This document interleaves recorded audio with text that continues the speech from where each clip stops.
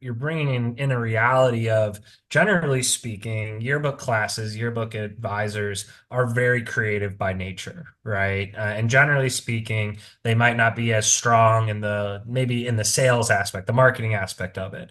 Every high school advisor room that I walk into, or yearbook class that I walk into, and even middle school classrooms, honestly, is I make sure that when I'm talking about creating a yearbook, like you mentioned, I spend 50% of my time talking about the creative side. What are we doing for the cover? What's our theme this year? What's our brand guide look like? Those types of things, right?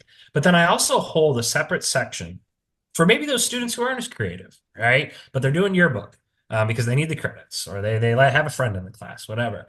Those tend to be the people who can really help market a yearbook, getting the online store set up early, reaching out to local businesses to get ads placed into the yearbook so that you can garner some more interest from outside of the school for the yearbook, but also to help raise money for the project in and of itself.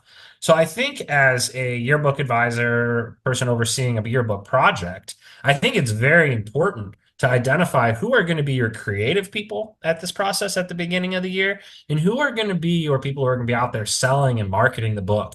Maybe a lot of the times it's your photographers generally are those people too as well, I find, because they're going to all the events. So every event they go to, they should have a little business card in their pocket that has a QR code on it, right? That goes directly to the store to purchase an ad, purchase a yearbook, right? All these things.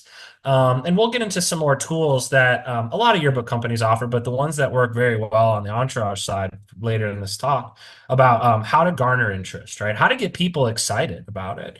But that would be my big piece of advice there is really designate a sales and marketing team for the yearbook project itself. And they need to own that, right? They need to own the ad process. They need to own the store process of that, own the tiered pricing structures that might be involved about that, and communicating that to the students, the educators, and the parents. Hey, you buy it before January 1st, it's $50. You buy it after January 1st, it's 75. If you buy it after March 1st, it's 100, right?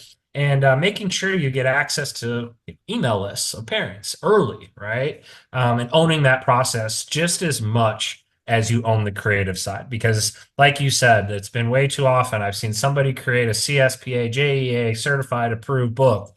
And at the end of the day, they're selling 50 copies and they have 1,000 students at their school.